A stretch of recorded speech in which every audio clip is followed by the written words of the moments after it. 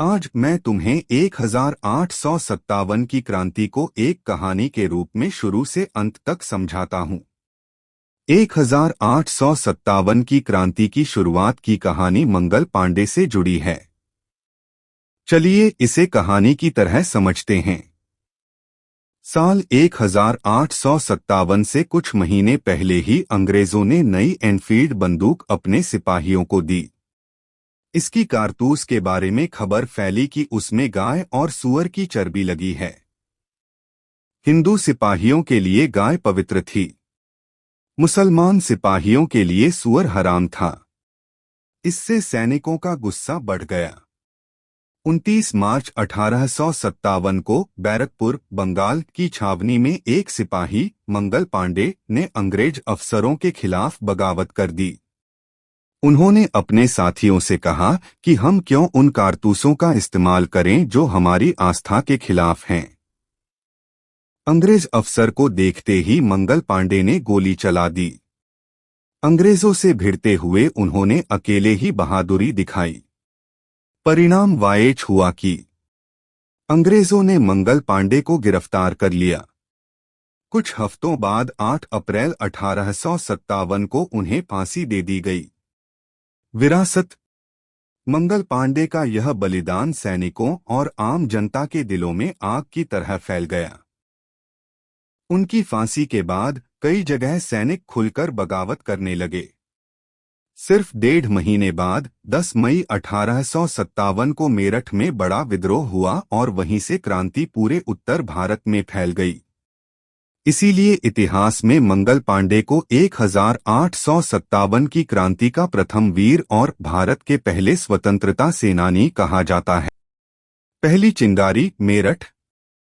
10 मई 1857 को मेरठ की छावनी में सैनिकों ने विद्रोह कर दिया। उन्होंने अंग्रेज अफसरों पर हमला किया और दिल्ली की ओर कूच किया। दिल्ली में गूंज बहादुर शाह जफर का ताज। विद्रोही सिपाही दिल्ली पहुंचे और बुजुर्ग मुगल बादशाह बहादुर शाह जफर से कहा, आप हमारे बादशाह हैं, चलिए हमें नेतृत्व दीजिए। दिल्ली की गलियों में पहली बार लोगों ने आजादी का सपना जोर से बोला। क्रांति की लहर। विद्रोह की आंधी पूरे उत्तर भारत में फैल गई। कानपुर नाना साहेब ने नेतृत्व संभाला। झांसी रानी लक्ष्मीबाई ने तलवार उठाई और कहा, मैं अपनी झांसी नहीं दूंगी। बरेली खान बहादुर खान उठ खड़े हुए। लखनऊ बेगम हजरत महल ने अंग्रेजों से मोर्चा लिया। हर जगह लोगों ने मिलकर अंग्रेजों को चुनौती दी। यह सिर्फ सैनिकों का नहीं, किसानों, जमींदारों और आम जनता का संग्राम बन गया। निर्णायक संघर्ष। लेकिन अंग्रेज शक्तिशाली थे। उनके पास बेहतर हथियार और नई तकनीक थी। साथ ही दक्षिण भारत और पंजाब के कई इलाकों से उन्हें समर्थन भी मिला। दिल्ली फिर से अंग्रेजों के कब्जे में आ गई। बहादुर शाह जफर को पकड़कर रंगून, बर्मा भेज दिया गया। झांसी की रानी वीरता से लड़ी, लेकिन ग्वालियर के पास युद्ध में शहीद हो गईं। नाना साहेब और तात्या टोपे ने लंबा संघर्ष किया, पर अंत में उन्हें भी हार का सामना करना पड़ा। अंत हार के बाद की रात। 1859 तक यह क्रांति लगभग पूरी तरह दबा दी गई। हजारों लोगों को मौत के घाट उतार दिया गया।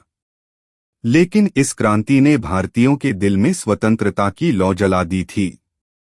लोग समझ गए कि अगर एकजुट हो जाए तो अंग्रेजों की हुकूमत को चुनौती दी जा सकती है। यही कारण है कि इसे भारत का प्रथम स्वतंत्रता संग्राम कहा जाता है। यह कहानी हमें सिखाती है कि आजादी आसानी से नहीं मिली थी, उसके लिए लाखों लोगों ने बलिदान दिए।